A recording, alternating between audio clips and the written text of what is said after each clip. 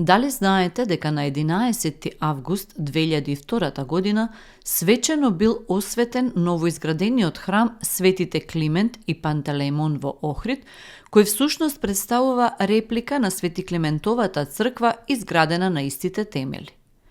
Црквата била урната во периодот на отоманското владење и на нејзината основа била изградена џамија. По реставрацијата во 2002, по 530 години, овде повторно се пренесени моштите на Свети Климент Охридски, кои во меѓувреме биле сместени во црквата Света Богородица Перивлепта во Охрид. Дали знаете дека Букурештскиот договор е потпишан на 10 август 1913 година помеѓу завојуваните страни во Втората Балканска војна? Србија, Црна Гора, Романија и Грција од една страна и Бугарија од друга страна.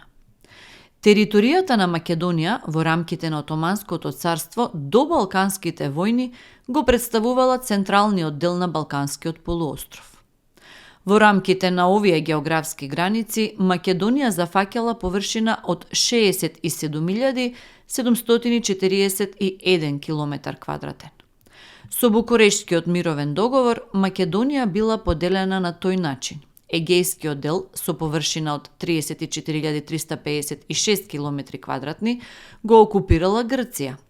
Вардарскиот дел со површина од 25.342 км квадратни го окупирала Србија.